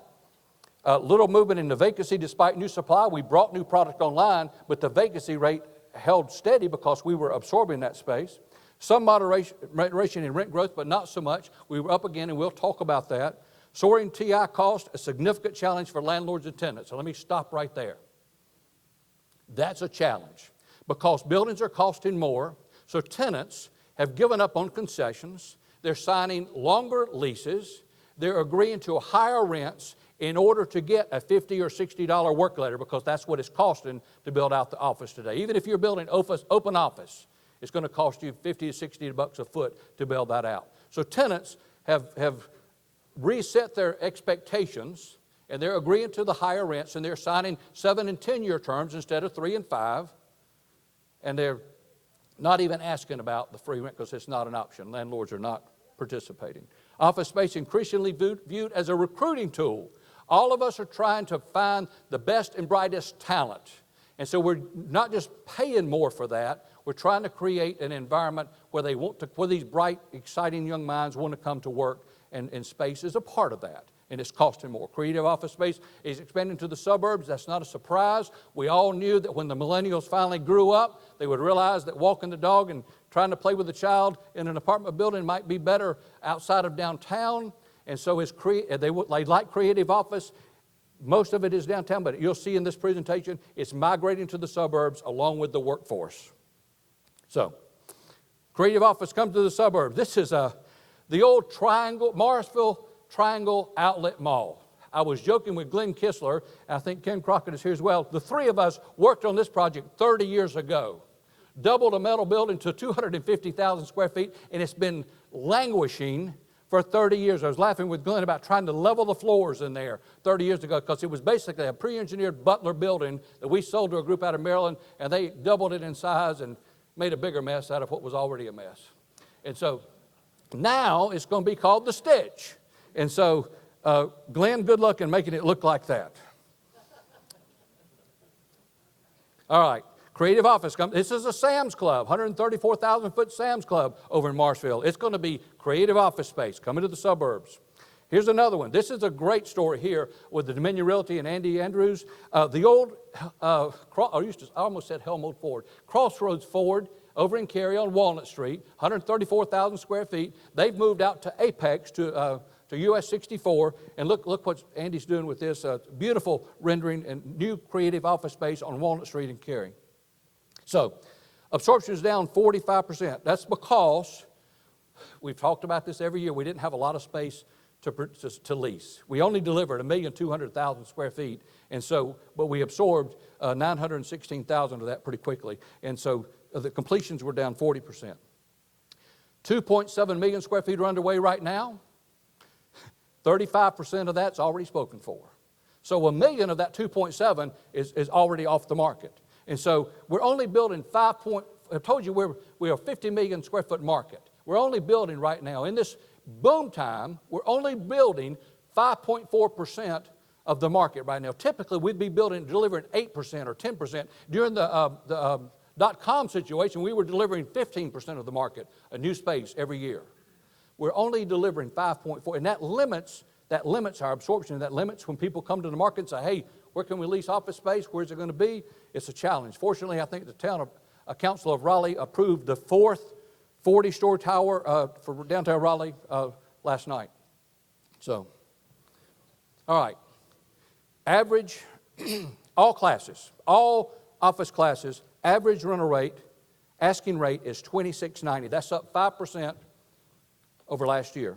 12.8% in vacancies, down. Now, overall in all classes of market, 12.8% vacancy. If we took out the big blocks of Parma space that used to be GlaxoSmithKline out in the RTP, and that was already fully occupied, that 12.8 would come down to 10%. So it's a healthy market is what I'm telling you. We're not delivering space as fast as we need it when we're absorbing it in many instances before we can even get it built. This is the Class A number. This is a new number. $30.02 per square foot, full service, average for Class A. First time ever. We have product coming online. They're at $41 and $41.50. There are 3 or 4 buildings in the market that are already asking $41 and $41.50, but the average asking rate is $30.02. Vacancy in the Class A is down at 10%. That's equilibrium.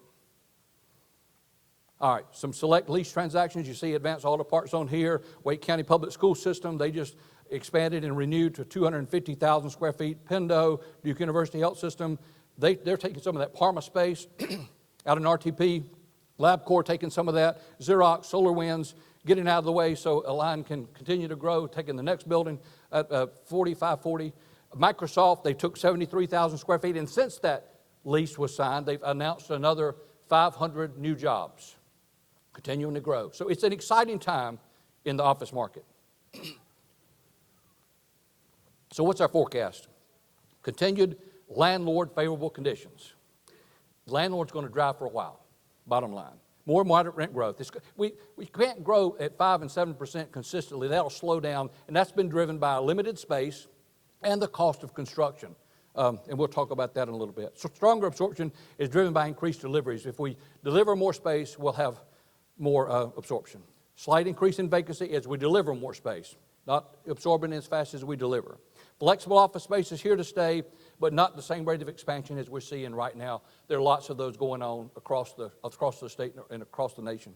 Focus on quality versus price point, fueled by the tight labor market. I've already hit on that. The people are paying more because they want to have an attractive, exciting space to lure the employees to.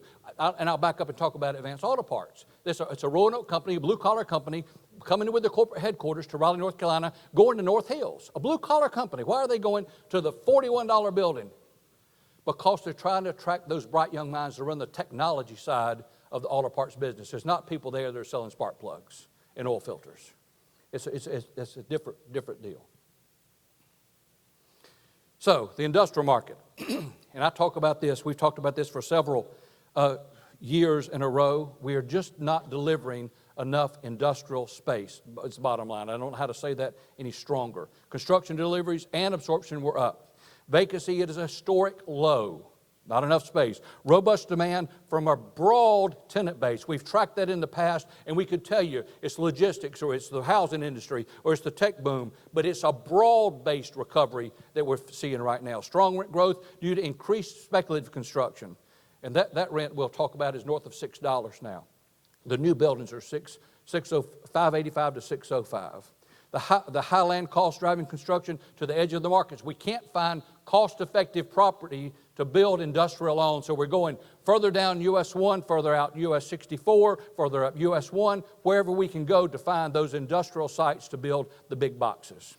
We just don't have the land available in this market to build these industrial distribution centers. Multi-story warehouse has arrived. The Amazon facility, finishing up in Garner, is 700,000 square feet, and it's 4 stories tall. Robotic distribution center. 4-story distribution we've never had in this market before. So 2.6 million square feet in 2019 was absorbed. It was up 28%. 1.9 million square feet was all that delivered. And completions are up 82%. 3.8 million square feet is underway. 40% of that is spoken for. Some of this is owner-occupied. The industrial market, we cast a further and wider net. We reach into Lee County, we reach into Johnson County, we reach into Harnett County, we reach up into Franklin County. The industrial market is 100 million square feet that we track. And only 3.8 million square feet of 100 million square feet, 3.8% is new product is under construction right now. It should be closer to 8 or 9 to meet the demand. And you see that the 3.8 that is underway, 40% is already spoken for. 540 is the average rate. 540 is the average rate. It's up 10% year over year from last year. So 2.8% vacancy. That's unhealthy. We have to have new space. Much of the new space of that 3.8 is already spoken for with 900,000 square feet in Grifols and 150,000 square feet in Novo Nordisk and 150,000 feet of Ashley Furniture, all down in Johnson County. So we've got to build some space. 1463 is the flex rate, average flex rate. Typically when office gets expensive, people look for bargains, so they go to the flex space, try to get a little bargain, but lab space has pushed into that flex space and pushing the rate up. And so up 7% year over year. 6.4% is all that's vacant in the flex space. So some select industrial deals. You see the Dollar General there. That went in and backfilled the cold storage of Smithfield Foods, which originally was built for Winn-Dixie, which was a grocery store that's no longer here down in Johnson County. A.B. Brown, a wholesaler for convenience stores, Trans-Pacific out in Knightdale, Selectus, Eaton, all of this, you see the broad base of recovery we're seeing in expansion in the industrial market. So the industrial forecast is continued landlord favorable conditions, strong absorption driven by additional deliveries. Triangle will benefit from focus on the last mile delivery. We'll have to have more and more space for that. Strong demand for lab space will benefit R&D and flex market. We'll absorb all of that space out there. Higher vacancy as more speculative construction comes online and delivers, and there'll be steady rent growth. We'll continue going north. Cost of construction is continuing to go north as well. And we've got new players in the market. So the retail market. A lot of discussion about is retail dying, is retail dying, is retail dying. Retail is not dying. Is not going to die, and will continue to be a cornerstone of new development as we create a sense of place. People want to live here, work there, and walk over here and buy their groceries. And retail is going to play an integral cornerstone part of that, even more so going forward. We only track about 47 million square feet of retail space across this market. Just keep that in mind. I'll give you those statistics so you understand where the percentages are. Modest completions, but higher absorption. We're not building a lot, but we are absorbing everything that's going dark and what we're bringing online. Store closures are mitigated by the Triangle's strong demographics. All these people moving here, this being such a popular place to live, work, and play, and so the markets are following their consumers, and so they're absorbing. When these boxes go dark, somebody is standing in line to take that space and divide it up, make two things. A lot of creativity going into the big boxes. Some of it is rock climbing. Some of it is entertainment. Some of it is nail salons and massages and everything else. But experiential real estate is backfilling this place. Mixed use and infill developments are driving construction. Accelerated pace of retail conversions to alternative use, I just spoke about that, and a strong demand for Amazon-resistant business. Amazon-resistant, you cannot get a Wegmans experience from ordering groceries from Amazon. It's just that simple. And I'm shocked that I'm saying that, having grown up with parents in the grocery business. I'm a little bit laughing at the Wegmans experience, and you'll see why in a second. But I grew up with a father cutting meat at the back end of the A&P, and my mother running the front end of a Harris Teeter, and I lived in the middle trying to make a living for 4 or 5 years during high school, and I just don't go to Wegmans on Saturdays to entertain myself. I've been there and done that. I have no desire to go over and carry out anybody's groceries to the car. Just saying. 340,000 square feet of absorption. We delivered only 370,000 square feet. So we're backfilling the space that's going dark, and we're moving some of that space, quite honestly. Some of that retail space is moving to some creative office as well, as you'll see, like a Sam's Club and the mall out in Morrisville. So 342,000 square feet is underway. 60% of that is already spoken for. So we're at less than 1%. Less 0.7% is all that we have under construction in the retail market right now. And we're going to only build what our tenants will say, this is what we want and this is where we want it. It's slowing down. 1888 is the average triple net rate. Now I want to tell you, at some of the out parcels in front of some of the Wegmans and places, it's ranging from $45 to $55. And it's a great disparity in the pricing of retail rent. But the average retail rent is about $19, triple net. And we're only 6.7% vacant. So, this is what I was laughing about when I saw this slide. I first accused my graphics people of being enamored with Wegmans, only to find out that it's none other than my partner, Elizabeth Gates, who's had such a wonderful Wegmans experience. So Wegmans gets huge billing on the slide. And I'm going, what's up with Wegmans? But here's why. She's right. And she's right. Because Wegmans has moved into not just North Carolina, let me say it that way, but into the Raleigh-Durham market, in the Chapel Hill market. So Chapel Hill's got one. Holly Springs is going to get one. Raleigh's got one already open. Wake Forest is going to get one. McCary's going to get two.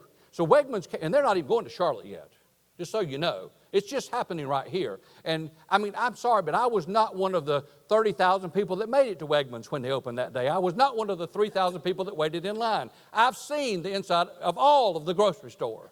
But anyway, great diversity in retail that you see. These are all new and expanding retailers that you see. Publix, they're a great company too. They got great groceries. It's a pretty good experience at Publix coming up from Florida, but they didn't even know what Wegmans has done. Or Lidl, or Aldi. Anyway, so here's the digital natives. These are the people that traditionally, historically, have lived online and sold their wares online. The digital natives. And here, now, they're coming on and opening bricks and mortar. Why are they opening bricks and mortar stores?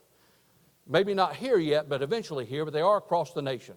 Because they want to build the brand, and they want to ease the problems and the logistics of taking back the returns. And so Kohl's just said, hey, if you get something back to Amazon, bring it here. We'll take it. We'll send it back for you. So Kohl's is smart about that by making that offer, and that's what's happening here as well. So closing and contracting retailers, and again, yes, some stores are going dark, but as fast as they go dark, we're finding somebody else to backfill that space on a pretty consistent basis. And the JCPenney is the last holdout in the old North Hills Mall from 40 years ago that's finally going to get redeveloped. They had a lease that's just finally going away. Kmart is the last Kmart in the area on Six Forks Road that's closing up, so that's finally getting out of the way too. Earth Fair started in Asheville in 1974, and they're closing across the state. The watch list, not yet closing, but limping. This is the list. So, our forecast for retail. Continued modest construction and absorption. We're not going to build it unless you need it. Not going to build it anywhere but where you want it. Removal of obsolete space from the inventory. Taking down that old mall, making it creative office space. Converting the Sam's into creative office space, that sort of thing. Strong upward pressure on rents at premier locations. If you're next to the Wegmans, you got a product that has to be sold next to Wegmans, you're going to pay a higher price. Traditional retailers will seek to enhance the consumer experience. Discount and experiential retailers will drive demand.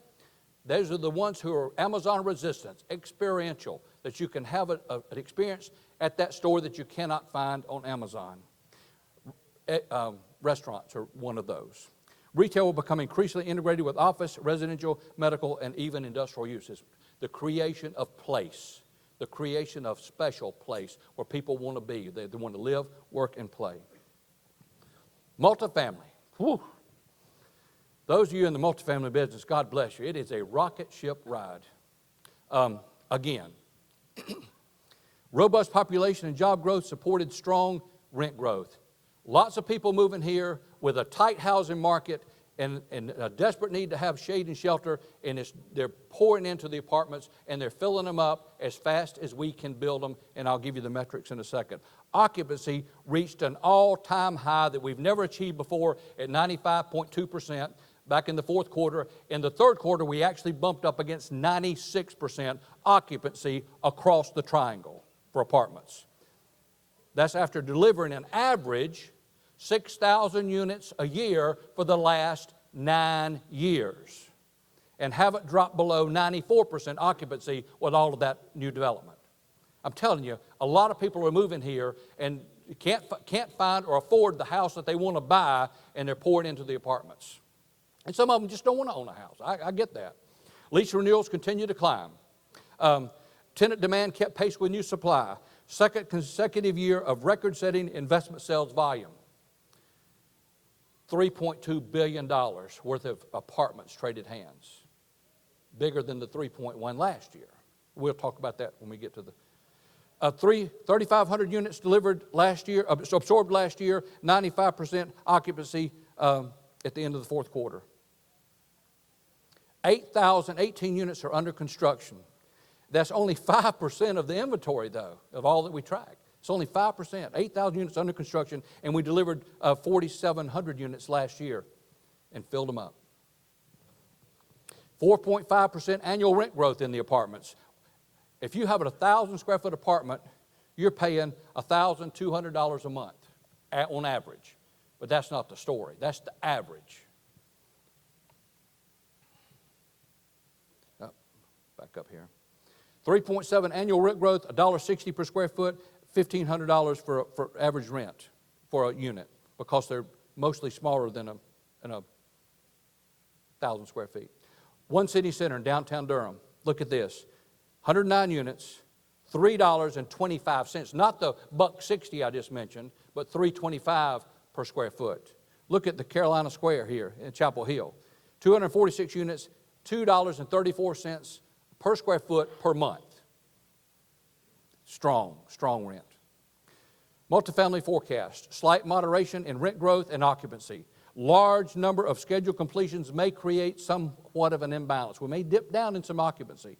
Decline in multifamily permits. We're not issuing as many, but there's a lot underway, but deliveries will not dip because there's a lot in the pipeline. Relatively affordable market despite increased rents. It's still good value here. It's a lot cheaper than the major markets, even Charlotte or Austin or Nashville, Tennessee. We still have a relatively good value here. Suburban product will remain a solid investment. Let's talk about the investment market. Volume hit a new record high. Last year, the year before last, 2018, we thought we were 5.4 billion. It turns out it was 5.7. No. Yeah, 5.7. So we'll talk about multifamily and office dominant demand, increased industrial and retail. Multifamily still dominated 55% of the whole transaction pipeline. Surge in the portfolio sales. People are looking for more large blocks of space. Let me buy 4 of these, not just one unit, but let me buy 4 communities. Let me buy 3 shopping centers. Let me buy a community of office buildings. Cap rate compression for institutional quality assets. Yes, we've seen some cap rate compression, but it hasn't slowed down the investment market. Record-setting pricing achieved for multifamily and office. We blew past all the numbers. Investors are flocking to the tech-heavy sectors, secondary markets, and that's who we are. That's why so much money is coming from so many places to put it to work in the Raleigh-Durham market. Investments.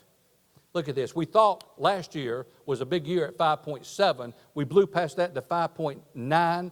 $3.2 billion in multifamily. 1.2 billion in office. We've been over $1 billion in office sales for 4 of the last 5 years. It's just a strong market as people continue to pour in here. Now industrial's lagging and retail's lagging because there's not as many opportunities to transact a sale there. That's what's going on. So we have a very healthy investment market. A lot of people want to put their money to work. As ULI has pointed out and everybody else, this is a place to watch. This is a place to be, and everybody's listening and everybody's trying to participate in that opportunity. Sales type of volume, you see that multifamily was 53% last year, year before, and 55% then office. We're a heavy office multifamily market because that's where the opportunities exist. That's where the product becomes for sale. Who's buying this stuff? Where's the money coming from? A lot of it is private money, as you see in the light blue there. The light blue represents across the years from 15 to 19 the private money. The institutional money is the orange color there that you see. So that's really who's buying is private money and institutional money coming into this market and making the investment. Some select Berkshire Group portfolio, $293,000 a door. The Carolinian, Gordon Grubb down inside the Beltline in Raleigh, $403,000 a door. It just sold. The Astor, $241,000 a door. Strong numbers. Office sales. Cap Trust Tower, new record high, $459 a square foot. Citrix was right behind it at $446 a square foot. 4540 is $297 a square foot. That's where Align Pharmaceuticals bought that building. It would cost them $300 a foot to build that building. They're already leasing it. So they pushed out SolarWinds and said, we want it all. Go build a building next door. We want to buy this one. That's happening. Select industrial sales. The Bain Capital R&D, that's just what Longfellow bought over down Davis Drive, the tech sector down there, $303 a foot. Carolina's Distribution Center, the old Winn-Dixie warehouse in Johnson County, $63 a foot that Dollar General just backfilled in the cold storage. Eastgate 540, $95 a foot in Northeast Wake County. And there's a pad came along with that, a graded pad. White Oak Crossing, these are shopping centers. White Oak Crossing in Garner, Beaver Creek Crossing in Apex, both $164 a foot on average. So shops at Midway Plantation up in Northeast Raleigh, $136 a foot. So product is trading. So our investment forecast, steady transaction volume and pricing, availability of the right type of product will be primarily the limiting factor. Election uncertainty may slow the volume. We don't know. Typically in election year, everybody sort of pauses. Multifamily rent regulations in major markets like New York City and San Francisco and San Diego are driving opportunity here and investment here. Additional cap rate compression is likely for trophy assets, but that's not going to slow the investors down. They're still coming. They're still buying. Strong rent growth will continue to support pricing, and we're seeing that year over year. So in conclusion, let me try to wind this down. Positive outlook in all sectors. There's going to be upward continued pressure on rental rates. There'll be robust demand from investors. They're going to keep coming, and they're going to keep looking. I've got 2 calls yesterday. Can we meet this week and talk about the market? Escalating trend of densification, placemaking. We're going to focus more and more on that and create more and better special places for people to live, work, and play. So, this is just some of the new products. So these are the graphics we were able to find online. That's why we're showing these. The Fenton is on a 100-acre parcel that used to be North Carolina State Research property on Carytown Boulevard. They're in Cary, across from the dead Carytown Center Mall. They're going to build the Fenton, Columbia Development. Gordon Grubb's going to build on Atlantic Avenue Ironworks, the old Peden Steel plant there. Congratulations to him. And his brother Clay in Chapel Hill is underway with Glen, Lennox.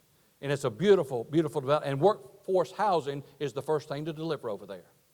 That's the kind of people they are. Great people. This is the rendering for the new hub. KDC has been selected as a developer in RTP. There'll be 1 million square feet of office space. There'll be a couple 100,000 square feet of retail, 375 hotel rooms. But this is the rendering of what we used to know as the service center in RTP. So we're excited to have this rendering and see and looking forward to what KDC out of Dallas, Texas will produce there. So this is interesting.